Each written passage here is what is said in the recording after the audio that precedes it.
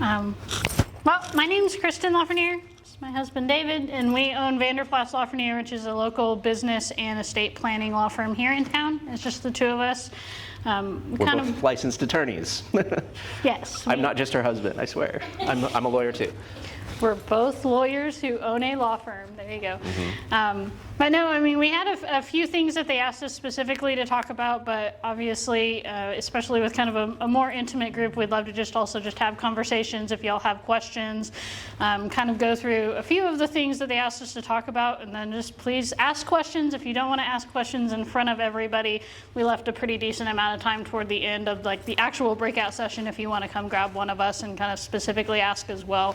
But feel free to interrupt us even while we're going through. If we're not explaining something well, or if you have a specific question about that, we're going to be pretty informal in that way, and that we want you to get the information that you need and that you're hoping to get out of this breakout session. So I'll let David start, and if I sit down, it's just because I'm expecting and I'm tired. So if I sit down, I promise I'm still listening. Yeah, so one of the things they really hoped we would cover in a lot of this is what it sounded like had to do with entities and other business structures. So we wanted to go through all the different kinds of business structures there can be, whether it's an entity or not, because these are terms that you're going to run into, or ideas that you're going to be confronted with, and they mean different things in different states. But in Texas, we can tell you what they mean. So the things that we're going to be going through are sole proprietorships, partnerships. Those are what you would maybe categorize as informal entities. And then we're going to talk about the more formal entities, LLCs, limited liability companies. Series LLCs is a part of that we'll talk about. Limited partnerships and corporations. And then we're going to talk about some things that aren't entities, but sometimes people talk about them as if they are entities. And in fact, in other states, it's possible they might even be entities, but not so much in Texas. Those are going to be doing business as, DBAs. Sometimes people will refer to them as if it's an entity in its own right. In Texas, they are not. And then we're going to talk about joint ventures, which I think in some states actually are entities, but in Texas, they're really not. And then I feel like I'm missing one. Do you remember one more that I'm missing? We're going to talk about franchising as well, and some of the really specific rules that come from either offering a franchise or buying a franchise. And it's similar to a DBA as well, in that a lot of the time people kind of use that phrase to generally mean what they think they're doing, but they're not actually a franchise. They just sort of call themselves a franchise, and how that can be good and bad. So. Yeah, so we'll start with the two informal ones, and then I'll let you talk about LLCs. Sure. The two informal ones, sole proprietorship and partnership.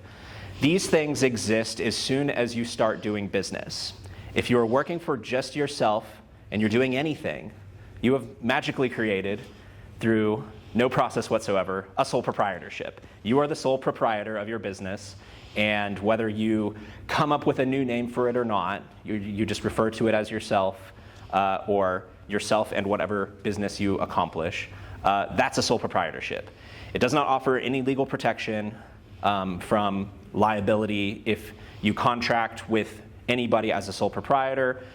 The contractual obligation is to you personally. So if you don't pay and they ask you to pay and you don't want to pay and they sue you, they can come after any of your assets. Doesn't matter if you have the business in your mind has assets and then you personally have assets.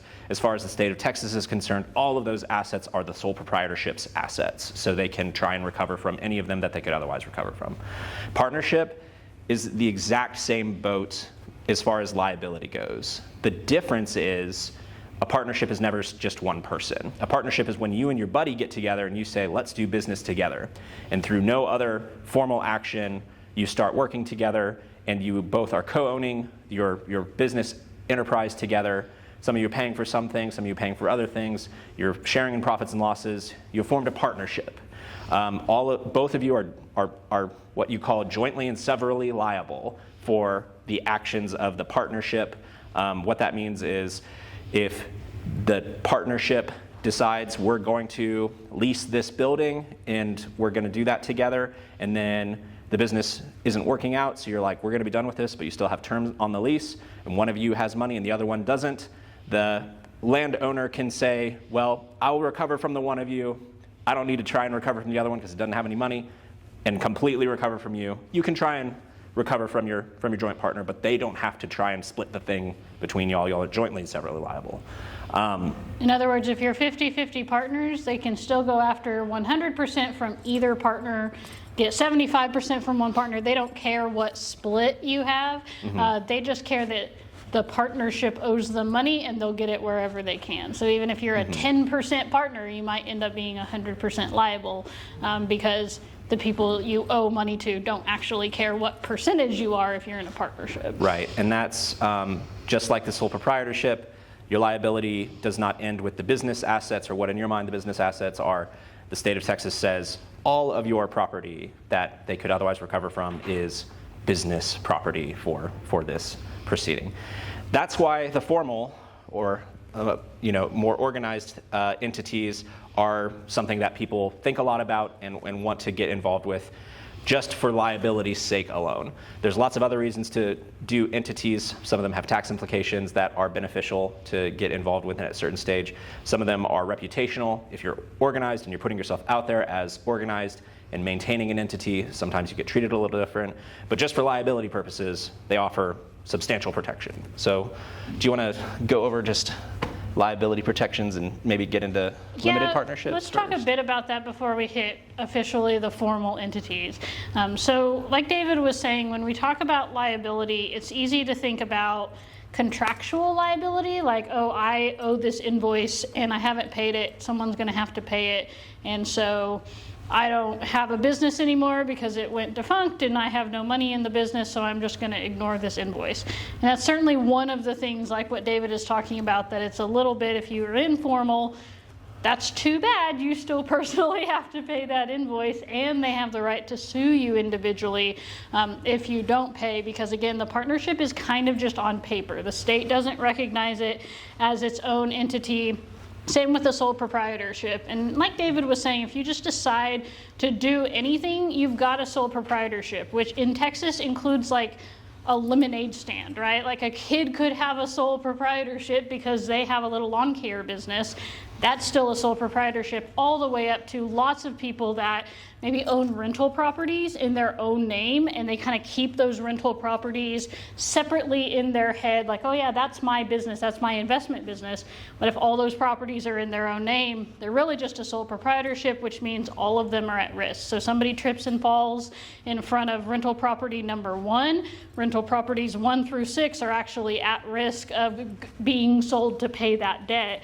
Or you get into a car accident while doing stuff on behalf of your business, all of your personal assets, which the state will consider to be anything that's got your personal name on it, are going to be subject to that liability. So a lot of people don't think about things like personal injury or contracts or things like that with liability, but they really are anything that the person who's in the business might be personally liable for. That can translate into a lot of their business assets as well. And so one of the reasons that we would always suggest that if you have just about any kind of business where it is something you're actually putting both time, money, and effort into, if you're going into people's homes or onto people's property, or if you have really any kind of real value to your services where this is the kind of thing you're reporting income, you're actually making some money, you're signing contracts, anything like that, you should formalize in some way. And as David said, there's several different ways to do it. There's something called a limited partnership,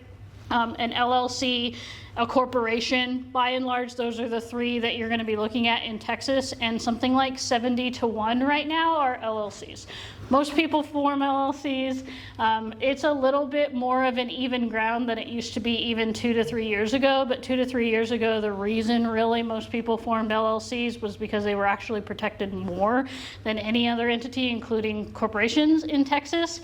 They've evened the scale a bit. They're pretty similar now between LLCs and corporations, but I think a lot of people got so used to doing LLCs that it's still by far the number one kind of entity that's formed, especially for small business owners.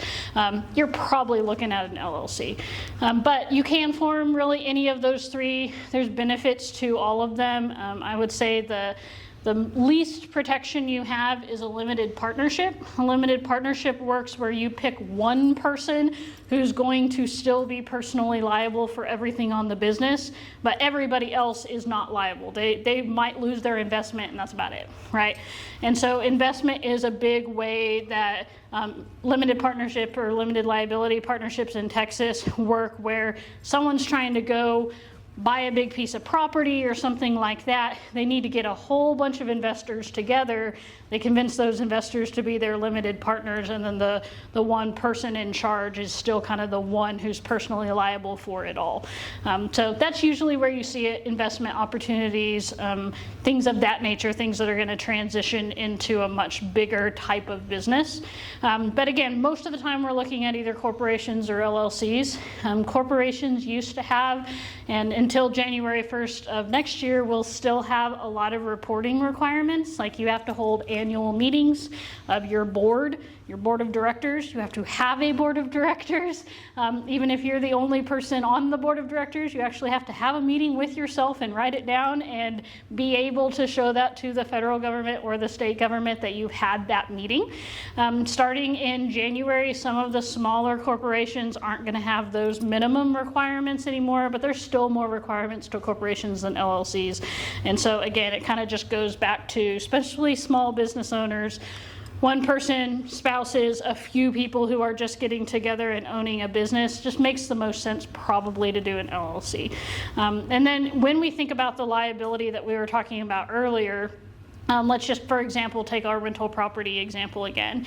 If you have those rental properties in an LLC, and somebody gets hurt, trips and falls on the sidewalk outside one of your rental properties, then all of your personal accounts and your kids' college fund and your retirement accounts and your extra bank account and your vacation fund and your second car and all that kind of stuff are completely protected from the business problem that just happened on your rental. And the only thing really at risk is whatever asset is in that business. And that's, again, the way a lot of us think about it. If we're doing good business, we're probably keeping separate accounting. We're probably doing different things like that. But if you haven't actually formalized your business, the state of Texas doesn't really care if you have a different business account in the name of your business. They're just going to let creditors go after everything. Vice versa, you might have an easier time if you personally get in a car accident. You might have an easier time protecting some of your business assets as well, because those are separated out. And so, yes, you still own part of them. They may still come into play, but you're still going to have an actual break in that liability. One thing that we tell a lot of our clients, though, is you do actually have to treat it like a business. The number one thing that courts and creditors will look at is, do you run accounting differently for your business? Or if I look at your business bank account, am I going to see your United bill and your Netflix account? Or am I mostly going to see business expenses out of your business account and personal expenses out of your personal account? I always tell people, don't freak out if you accidentally pull out the wrong card and buy something one time. But generally speaking, are you doing separate accounting for your business? And then, like David was saying, there's also some real practical effects. I know we've got at least one insurance guy in the room. Some practical effects that, depending on how sophisticated the businesses you're doing businesses with, they expect you to be formalized. I know the city of Lubbock and several other governments pretty much do not take bids from contractors who are sole proprietors, because they already have dozens of people submitting things, and it's a really easy thing off the top, where if you're not an LLC or a corporation, your bid just falls off the pile unless you've got some good reason to pull it up. And it's just a way for them to winnow down applications. And that's true of a lot of things. It's true some with insurance. It's certainly true with some kind of bidding processes. And then it's just true as kind of how you put your business forward, that having an actual entity, even if you're the only owner, demonstrates a different level of professionalism. Maybe that isn't fair, but it is true. It is just a practical effect of formalizing your business. I have a question. Please. So on the LLC, can it something that I can do myself, or do I need to take it and have someone help me fill it out? So if you want to form an LLC, there's nothing that requires anybody else be involved in the process except you. But that said, there is lots of decisions that need to be made, and when you're communicating, because any of these entities, the way that they become formal is you file a document with the Texas Secretary of State, letting them know what the entity is going to be and how it's going to be. So there's small decisions that need to be made on the front end that if you're working with a professional, they can help advise you on the best decision for your business on how you should answer those questions, or they'll answer them for you. And then they'll file that document with the Secretary of State. That's just on the Secretary of State side. If you already know all the answers to those questions, or you want to do your own research and your own homework, you can absolutely do it for yourself. The other side of it is internally, inside of your business, what processes need to be happening and how are you going to document those processes. For corporations, it's particularly difficult, or at least it might be difficult, it is right now, on those processes that you have to make sure are happening. So it's best to have professional help on corporations. For LLCs, it's less difficult, but still very, very valuable to have professional input, especially if you're going to have more than one owner. If you're going to have just one owner, it's less difficult, but if there's more than one owner involved, having a professional is highly, highly recommended, so everybody's on the same page and the thing is documented well in something that can be legally enforceable for everybody. So if there's ever a dispute about what happened, it's not something that was written and might have internal inconsistencies about who's going to do what and what's going to happen if we disagree. That's the wrong time to be trying to have that fight, and it can lead to a much more difficult circumstance later if you don't have professional help on the front end forming the entity with the internal side documents. I will say, practically speaking as well, even if you do it for yourself, you're not going to be able to open a bank account without some internal documents that won't just be what the Secretary of State gives you. So they're going to want to see, we call them different things: operating agreement, bylaws, regulations, whatever, some kind of company agreement. And then there's several other documents that banks are going to require that you're going to have to either have somebody generate them for you or figure out a way to generate them for yourself. And while I totally understand that we are lawyers standing in front of you who form LLCs for people, and so this is going to sound very self-serving, please know that LegalZoom does not appropriately form LLCs or corporations in Texas.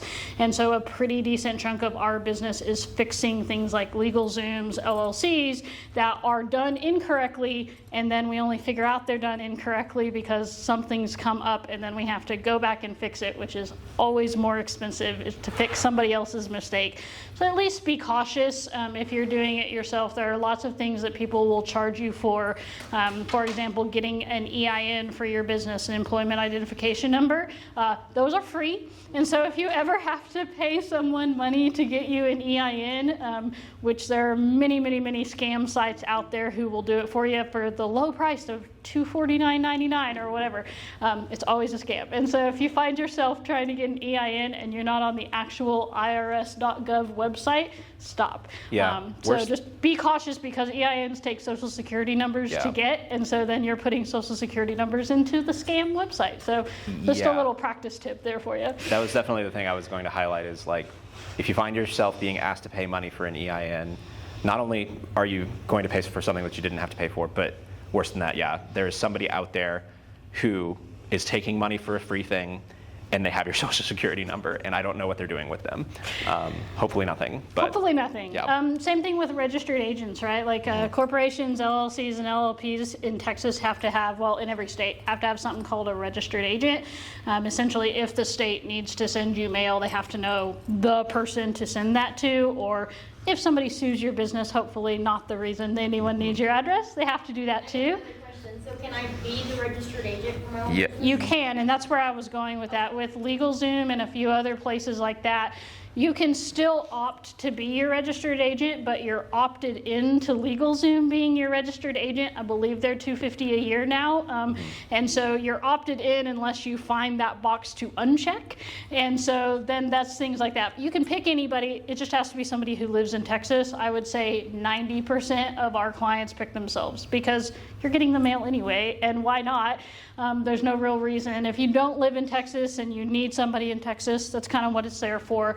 But just things like that to be aware of, that this is how these companies make money, right? They don't make money on the filing fees, they make money on like all the little added on fees that sometimes are really helpful and oftentimes aren't necessary, at least, even if they're Right, yeah, LegalZoom knows they're not allowed to practice law in Texas.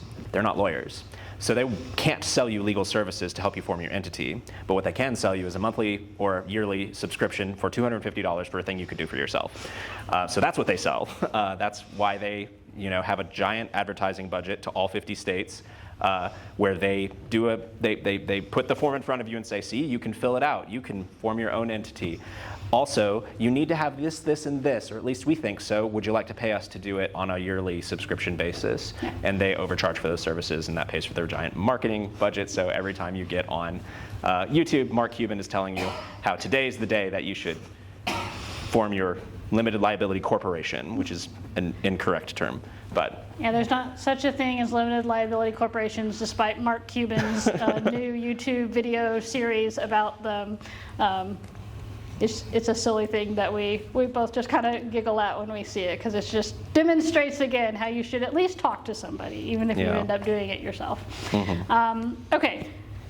I want to briefly talk, if we can, about DBAs, because this is something that I've seen small businesses kind of get hung up on. So we're not going to talk really about intellectual property like trademarks and stuff today, but a lot of people decide, whether you're going with your LLC, whether you're a sole proprietor, whatever it is that you're deciding to do, you obviously want to be called by something else. You want to name your business, mom and pop donut shop, whatever that is, even if your LLC is named something totally different, or even if you don't have an LLC. So there's a couple of different ways to do DBAs. Most people are familiar, if they've gotten it with for themselves, you can go down just to the county clerk, and you can, I think it's $25, get a DBA for Lubbock County, and you can say, okay, my name is X, and I'm going to call myself Y for business purposes. And there's some really good benefits for that. That means you can deposit checks under that name if you have that DBA. If somebody writes out a check to your mom and pop donut shop, you can actually deposit that even if they don't make the check out to you. Things like that. You can get a business bank account under the name of the DBA. The bad thing of how to do that is that it's only good for the county that you actually file it with. And so if you have a formalized entity, like an LLC, corporation, all the things we've talked about, you can file a DBA for the entire state of Texas for the same amount of money. Still $25, but you get it for the whole state of Texas. So even if all you're doing is heading out to Levelland or Plainview for some of your businesses, and you still want to be able to do business as that name, it's a pretty good idea to get the statewide DBA. You can pick through, I actually only want these West Texas counties, but most of the time we tell people, just do the whole state, because you never know, maybe you'll grab some great new client in Dallas you weren't expecting, and you can use your name there too. Mm-hmm. It doesn't necessarily, this isn't a trademark. This doesn't mean nobody else can use your name. It really is more the rights that it's giving you. But where we see sometimes clients get hung up is they think, okay, I'm a sole proprietorship. I'm Joe Blow. I went down and got my DBA, and now I have a business. And that's kind of what David was saying is, you have a business on paper in that you have some rights of depositing money and advertising under that name and things like that, but you're still just Joe Blow, right? Like, you're still just yourself. You don't actually have an entity if you haven't done the other side of the formalizing. And so it's just something that we see small business owners even kind of think that they're starting to formalize. And it's not even necessarily a bad thing, but they're not giving themselves any protection at all. So just be aware of that. It's still sometimes a really great idea to do that, but just know what you're not doing. Being your own business, you're kind of just making yourself an also known as name, usually for banking and advertising purposes, really for no other reason. It's just a business alias. Yeah. It's just another name for the same thing. So it doesn't, and the same thing being in a sole proprietorship, you. Can we talk about franchises a little? Yeah, so we've got franchises and joint ventures, the other two entity-like things that we want to talk about. And then we'll talk about a little bit about the reporting requirements with the federal government. So with franchises, lots of people will talk about a franchise as if it is its own entity. It is a business legal structure. It's not an entity. It's not you have a franchise and so now you have limited liability or something like that. A franchise is actually a defined relationship between one business and another business. One is the franchisor. So McDonald's, big corporation that exists all over the place. And then the relationship that McDonald's Corporation has, I think they're McDonald's Corp, has with a local franchisee, which is its own business, whether it's a sole proprietor or an LLC or a corporation of its own, and they're the franchisee. So when in a franchisor-franchisee defined relationship, the franchisor has to meet certain requirements. They have to comply with certain federal regulations about what a franchisor can do and can say and must say to the franchisee when it's going to convey some rights that it has to the other business. Those things are kind of, they're like quasi-consumer protection. They're protection for the business consumer that is wanting to get into this business. They're disclosures that the franchisor has to say, these things are true about our business, warts and all. Do you want to do this business? Warts and all. And they can make an informed decision about it, and they don't get dragged into a long-term, highly defined relationship where they're owing a lot of money upstream without getting all of the information on the front end. So sometimes folks will have an idea and say, I want to be franchising this. What they really mean is, I want to have other people doing this business where I get some part of the stake, but they are really in charge of all of it, and they may not be at the level where they need to be franchisor. There are ways that you can accomplish that sort of relationship, joint ventures and other smaller ways of developing into those things. And then if you get big enough, like a McDonald's, then you decide, yep, it's time to do the full franchisor thing. So if you find yourself in a position, or somebody who's in a position where they want to offer, I want you to be doing the thing that I'm doing, but you're responsible for it, but I still get some money. It might be that you need to do the full franchise thing, or it might be that you can do something a little less formal and that requires a lot less regulation compliance. But if somebody is approaching you with an opportunity and you're going to be a franchisee, know that you have some rights, and it's going to be a lot of paperwork. I've reviewed franchise agreements, and they're a lot of paperwork. And if any time that you're thinking about doing a thing like that, it's a really, really good idea to have somebody who has read those sorts of agreements before to read them along with you and help you understand all the terms and everything that they're saying, because it's usually a long-term agreement that has the potential to cost you a percentage of your income for the business, but also frequently a guaranteed amount that you're going to pay whether your business fails or not for the next X years, where X may be 10 plus years. And they'll probably have you sign a personal guarantee, which is the sneaky way around the limited liability protection that you can contractually obligate yourself to, where you say, not just my LLC and its assets, but me personally also, all my assets too. And so you want to make sure that somebody's reading closely, carefully with you to make sure, hey, this says personal guarantee. Is that what you guys agreed to? Is that what you want to do? Great. If that's right, let's sign there. If it's not right, let's scratch that out and push it back to them and say, you're good without a personal guarantee, right? Like, we've got assets. Like, maybe yes, maybe no. Maybe you can figure out some other way of securing that relationship. Or you're good with 20 years, right? This is a really long term. Are you sure? The business structure might entirely change, especially if it's anything to do with technology. It might change in 5 years for most technology-based businesses, and may not want to get involved in that.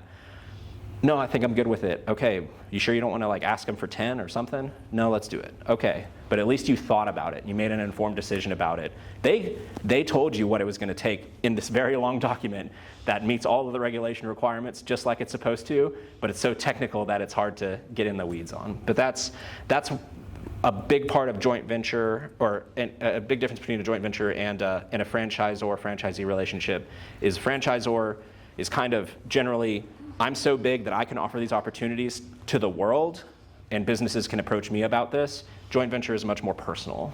Do you want to talk about joint ventures? Yeah, and that's why I was thinking we'd talk franchise first, because the reality is most of us aren't actually going to have a real franchise opportunity, even if it's called that. And that's why I was saying that terminology gets used incorrectly a lot, because people know what that means, right? A franchise is like, oh, hey, I want to open another office in Ruidoso.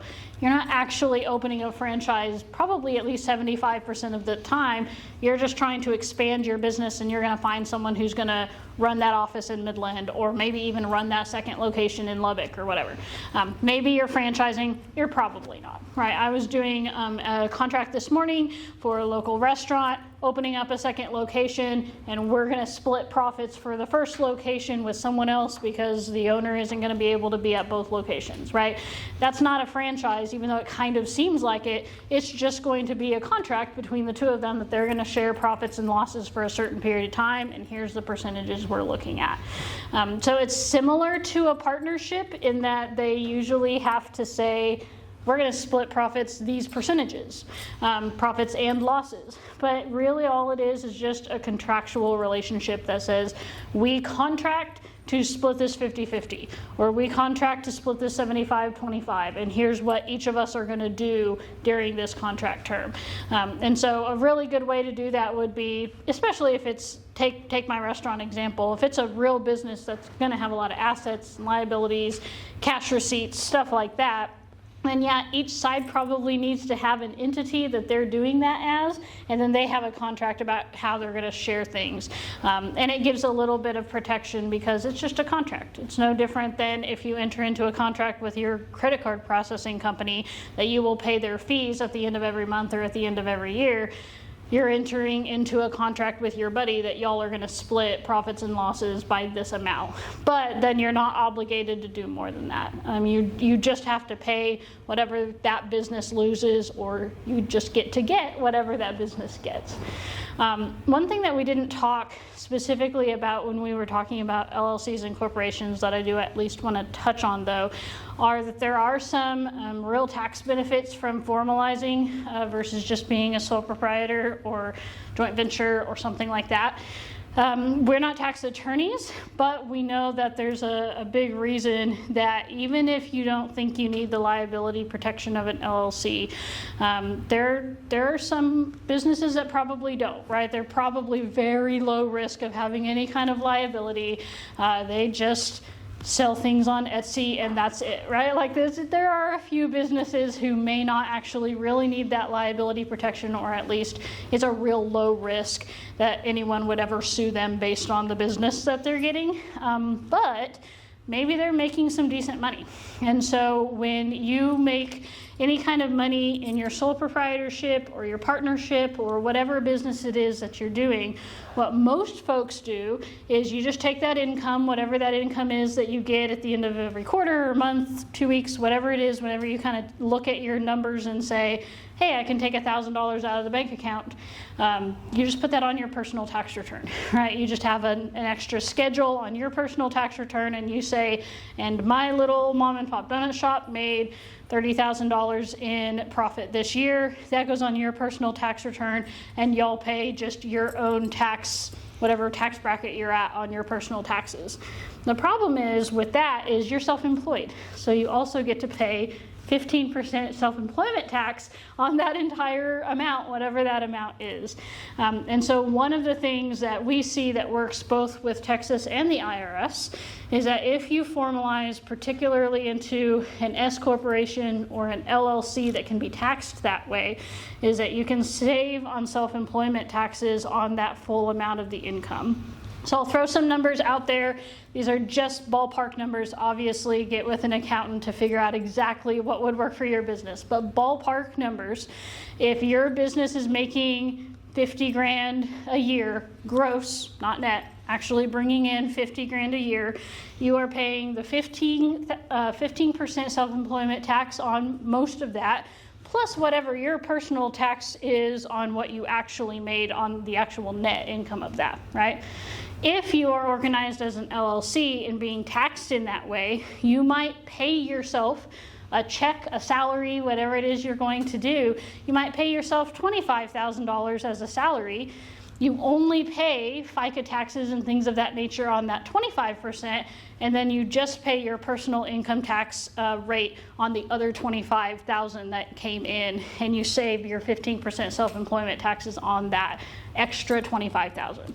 So now think about if you're making more than $50,000, you can't pay yourself $5. It doesn't work that way. The IRS says you have to actually pay yourself what we call a reasonable salary, but that's not what your profit is, and it's usually significantly less than what your actual profit is, and so you end up saving quite a bit of money on a smaller amount than people would think. So a really easy ballpark is that most of the time, if you are netting 30 for the year in whatever business you're doing, you're going to start noticing tax savings if you're being taxed as an LLC, or if you form as an LLC, you're going to notice tax savings that year.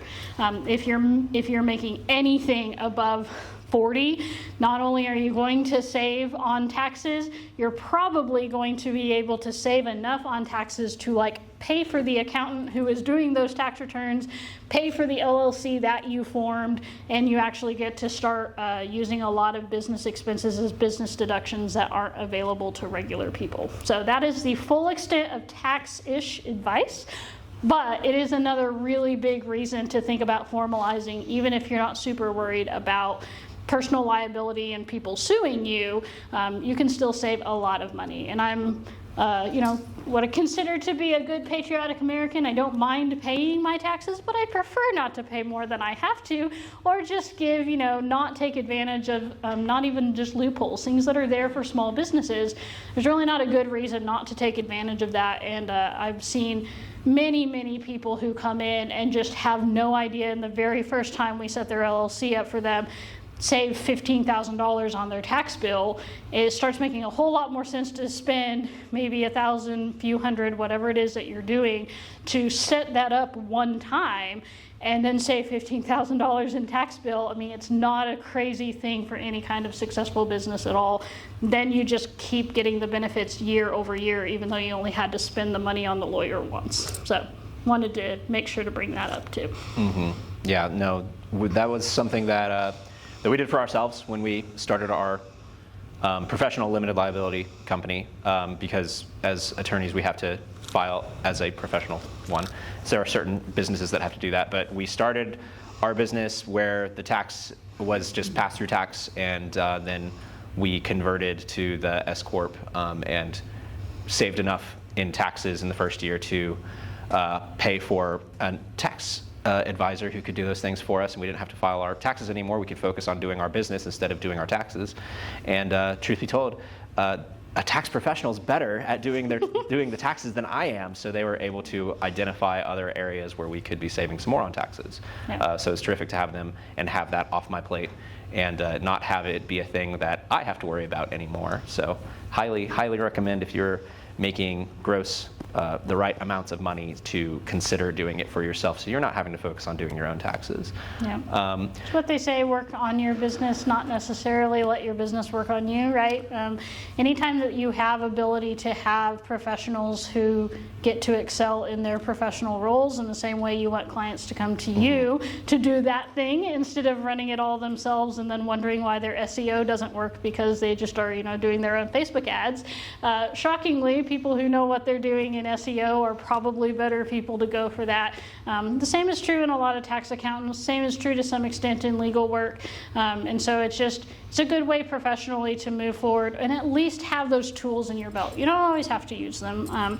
We didn't really talk a lot about why we started our business, but when David and I started the law firm, one of the things we really wanted to focus on is just sort of, we call ourselves jeans and boots lawyers, right? Like, we don't really like suits and we prefer not to wear them if we can get around it. We try not to wear suits, but we are West Texas small business owners. We own several small businesses, and we wanted to help other people who do that, which means that our rates are thankfully able to be a lot more reasonable because we don't have staff or overhead or anything like that. Our cards are up here. Both of these are our cell phone numbers, and you're just going to get one of the two of us to either answer or call you back, because we don't have an answering service, don't even have secretaries, anything like that. And so it makes it a lot more cost effective. But one of my favorite things to do is to have a client or a new client call me tell me their problem and let me realize, oh, you don't need me for that. Hang on, just like let me give you the link to do that thing, and then you don't actually need a lawyer for that. It's a respect and a reputation thing that I know if that person does actually have a legal question that they end up needing a lawyer, they're much more likely to call me if I'm that transparent and let them know, oh, I'm not going to charge you to get that EIN, let me show you how to do it yourself. You know, I'm certainly not going to charge you $250 to get your EIN. So we try to do that as well, and I think that's hopefully something that sets us apart, both from a communication standpoint and then just from a cost-effective small business standpoint. You obviously can't most of the time justify having a lawyer on your payroll, nor do you need a lawyer on your payroll a vast majority of the time. You just need to know you've got somebody you can call when something comes up. If you have a contract question, it's always good to have, you know, just like you would have a family doctor that you can call and say, hey, does this rash look weird? Then you also need to have a family lawyer who you can call and say, hey, can you take a look at this contract? It looks like maybe there's a red flag. I'm not sure about it. Could you just check on it? Or I have this employee problem. Maybe it's not a problem, but can I talk you through it for a second and make sure I'm doing everything right? Or hey, someone wants to buy my business. Where do I start with valuing it, or whatever, things of that nature? Should I bring on a partner? Just having somebody in your corner who isn't charging you every single month and isn't costing you money unless we actually do work is something that's really important. Just having those tools in your tool belt. Definitely. Yeah. If you need help reading a contract, I do a lot of contract reading. David's our contract guy for sure. He's much better at it even than I am, but he enjoys it. We've got about 18 minutes left, and I want to try and reserve the last bit for Q&A. But I did want to go over one other thing that's come up recently that has to do with business legal entity structuring and reporting requirements that come to you courtesy of your federal government, your favorite people. A few years ago, law was put in the works, and it came into effect at the beginning of this year. It's called the Corporate Transparency Act. If you are already a business owner, hopefully you have already heard about it. But if not, pay close attention. This is a federal regulation that requires you to report certain information about what it calls your beneficial owners. It is a deceptively complicated idea to determine who your beneficial owners are, but they need you to report it. If you already are in existence before the start of this year, your entity was already in existence before the start of this year, you need to report it before the end of this year. If you formed a business this year, you need to report it within 90 days of forming that business. Going forward, if you form a business after the start of next year, you got 30 days to report it. You're reporting it to the Federal Treasury Department, which is using it for law enforcement purposes, in theory, to stop terrorism. That's the current. The current goal. It was passed under anti-terrorism. It was passed under anti-terrorism and anti-white collar. The idea is, we caught Capone on the taxes, so we'll give the Treasury Department this new tool to catch everybody else. The unintended side effect of that is 32.6 million businesses are now required to report all of their information so we can try and catch somebody somewhere at some time down the road. Whether or not the law sticks around, because there's some dubious nature to requiring that many people to do this much work to try and catch these 5 people. It is the law of the land right now, and if you haven't reported, make sure that you are checking in on that and getting that reporting done in the time frame that it needs to happen. Also, if you've already filed one and any information that you reported changes, you need to update the information report again within 30 days. So that's your public service announcement on you need to file your beneficial owner information. We help people do that. If people need help figuring out who's the beneficial owner on this thing, let us know. We can help you navigate that and get the reporting in correctly or update it as it's happening. Yeah, 2 just super brief points on that. The Texas CPA board and licensing board has issued an ethics opinion that Texas CPAs and accountants are not going to be able to file BOIs. They consider it too high of a risk and are asking their CPAs, informing their CPAs they must tell their clients they're not filing BOIs for them.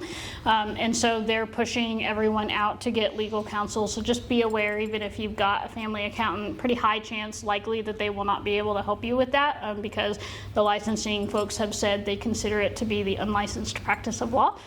So has the Treasury Department. The Treasury Department has issued an opinion saying we consider this to actually be the practice of law, so just be aware.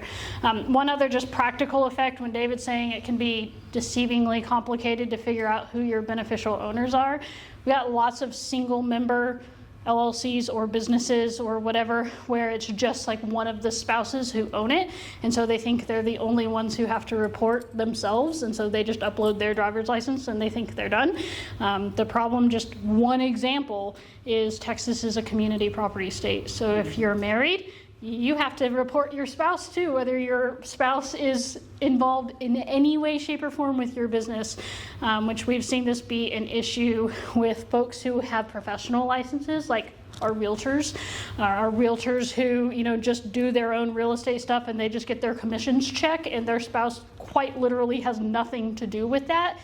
Under the Texas rule, or rather under the federal rules, their spouse is still a beneficial owner and has to be reported under this real estate thing that they literally may not know anything about at all. So that's just one example of stuff that isn't as obvious because, frankly, they didn't do a great job rolling it out and making it not vague. Shocking, I know, right? That the federal government's 45-page opinion paper on this is still somehow not super helpful in deciding that, but it's a good idea to know that because there are actually criminal penalties that go along with not doing this correctly that include daily fines and imprisonment if you do it wrong. So don't do it wrong, but certainly don't just ignore it because it might go away, but it hasn't gone away yet. Yeah, don't worry. I think those fines are the civil penalty, $500 per day that you fail to have the correct information.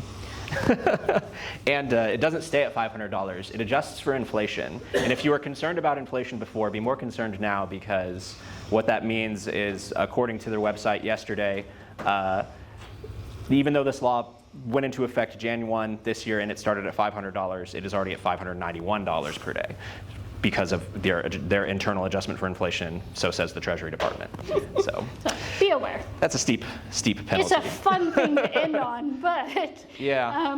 Opening for any questions. Anyone have thoughts or even just something you kind of want to chat about for the last 10 minutes or so? Well, I'm really curious. I'm one of those with several legals and LLCs and what have you and such. Yeah.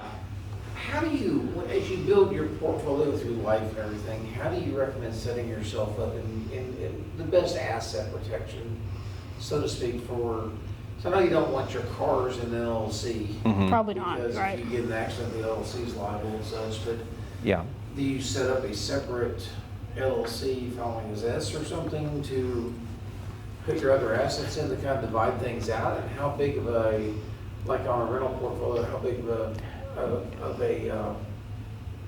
portfolio Mm-hmm. before you Yeah. start doing goals? Because every time you do an LLC, you have to have different bank accounts, you have to have different.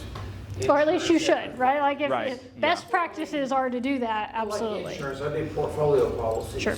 Yeah. I've got 12 rentals under one portfolio. If I split that up into a different LLC, then I'm going to have two separate Right. So accounts, everything.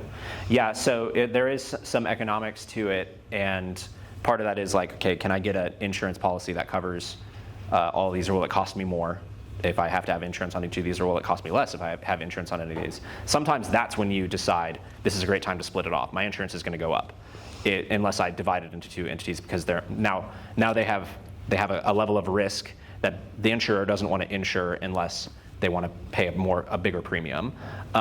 Another way to divide it is if they're doing different kinds of things. If you've got some rentals that are traditional long-term rentals, you have some rentals that are short-term, rentals that have different kinds of regulations that are doing them. That's a great time to divide it.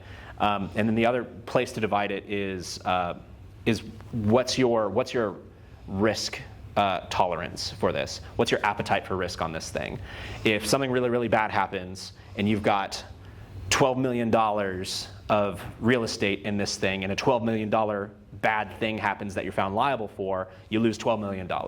Whereas if you said my tolerance for risk is $1 million, and I divide my $12 million into 1 million, 1 million 12 times, a $12 million event happens at the one LLC, you're found liable for $12 million, you lose $1 million of assets and protect $11 million.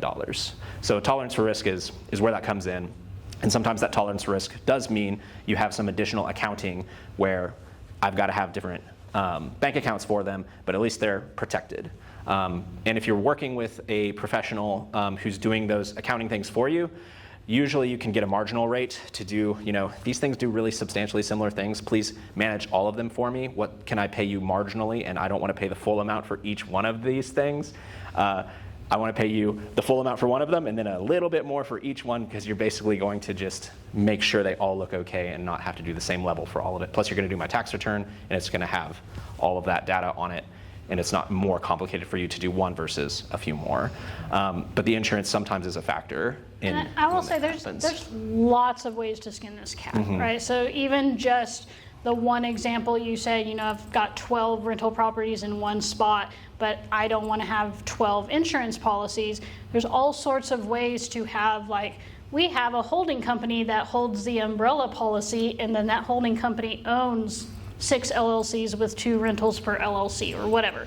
And then you still have all of that kind of liability protection. But like David was saying, only a couple of your rental properties are at risk if something bad happens with one of them.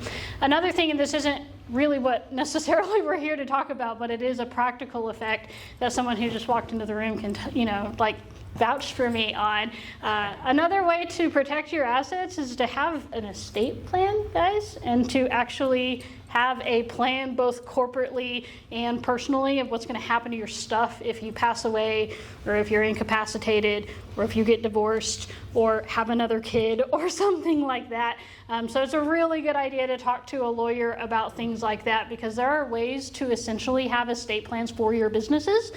They can have succession plans of hey, if I get put in the hospital because I have a car accident for 6 months, here's what's going to happen. Sometimes that just happens naturally because there's people around you who kind of know what's going on, or maybe your spouse is very involved in the business and it just continues on really without a question. But the reality is lots of the time that isn't true. And even if it is true, it's a much better idea, just like you would sit down with family and say, hey, here's the login to all of my bank accounts in case you need to get into them. You need to be thinking the same thing for your business as well. And so corporate structure setting up is very important, but also future-proofing what's going to happen and potentially even protecting it for other generations of your family if it's the kind of business that you want to be able to pass on. All sorts of other things we can talk about that get a lot more complex, but sometimes make sense for different people, like setting up family trusts, things like that.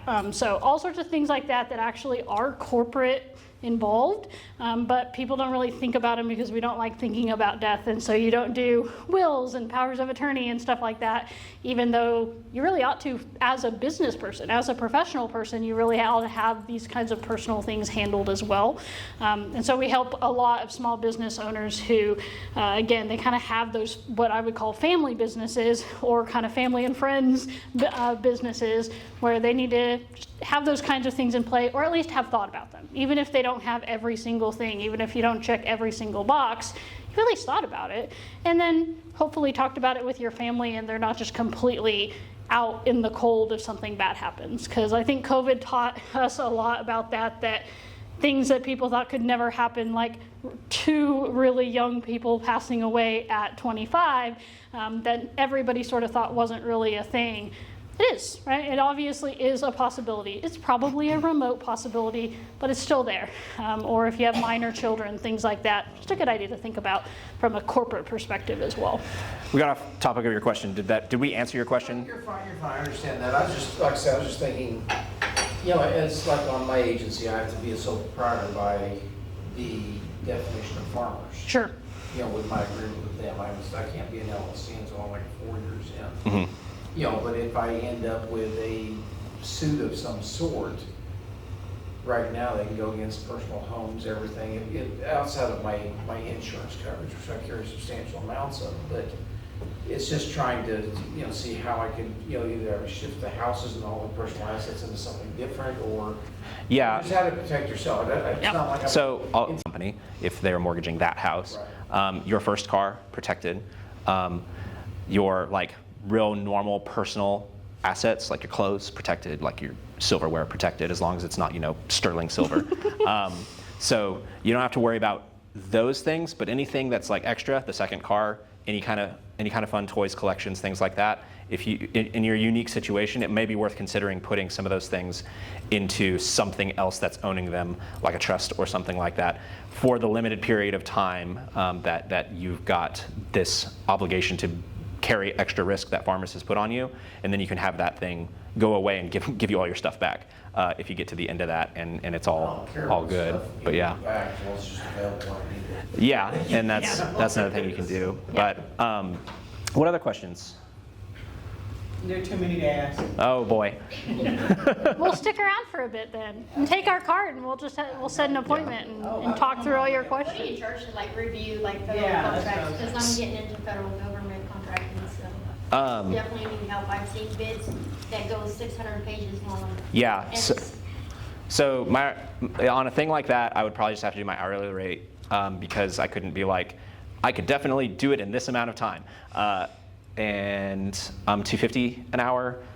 If it's kind of a contract that's like 30 to or so pages, I usually just am like, I'll do a flat rate, like 500, 2 hours.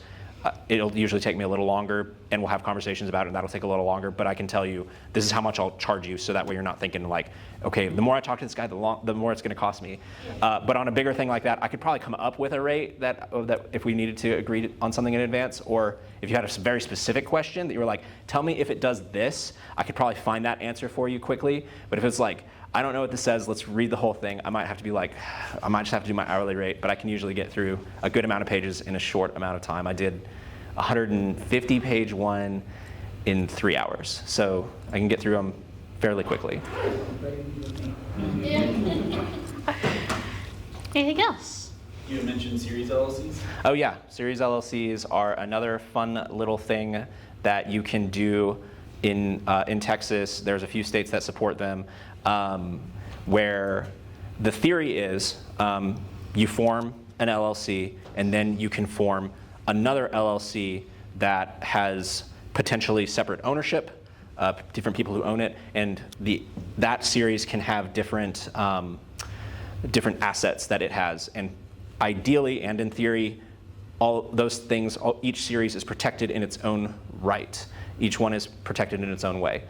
I say theory because these are a new thing that have not existed for a long time, and the Secretary of State just recently changed the rules on them 2 years ago, where now you can form them in a couple of different ways. One is a less formal way where you don't file anything with the Secretary of State for each individual series coming off of it. They're, in theory, supposed to still have protection. But you can also file one where you have to register it with the Secretary of State, and it's a registered series. Those cost the same filing fee as forming a full extra LLC. So why you would choose to do that when you could do this other one is like, what's that about? What's the difference between them? And because they've only been around for 2 years, we really can't say what is the difference between them. I suspect the difference between them is, can you borrow money and accomplish anything for these unregistered ones? Probably not. Your bank's probably going to insist, register it. So if you want to be doing real estate and you want to be mortgaging things, like very unlikely you're going to be able to do that. The other risky thing is, are they going to have the full-blown protection, or are they all going to get across the board treated as a single thing? It depends maybe on how the business owner is treating them, because each one is not registered. They can't have different tax ID numbers. So if they all had the same tax ID number or they all had the same bank account, I would fear that they would all be treated the same way as a single thing and not as separate things. But if you could figure out a way to, I have separate bank accounts for each of these and I'm doing different things with each of them and I keep separate accounting for each of them and they're very, very different, then maybe they could have that level of protection. It's just not a tried and true thing yet because it hasn't been around long enough. So as a lawyer, I'm very risk adverse for my client's sake, and I try to steer them away from it. But that exists. The legislature has said, we mean for this thing to happen. Courts have not said, yep, that's definitely a This is how it thing works. and how it works. And it might land somewhere in the middle where there's a different test for piercing the corporate veil. That's an easier test or something like that. We just don't know yet. But that's the deal with series LLCs. Did that kind of answer your question? Cool. Anything else? Looks like we're right at time. I was going to so, say we're yeah. right at time, so we can stick around for a little bit. There's another group that's going to be in here, I think, here in a few minutes, so we'll probably step out into the hallway. But thank y'all for letting us talk to you Yeah. and grab one of already put our, cards out there. one or both of our cards, and we'll give the room back to the next speakers. But we're going to stand out in the hallway for a little bit if y'all have specific questions.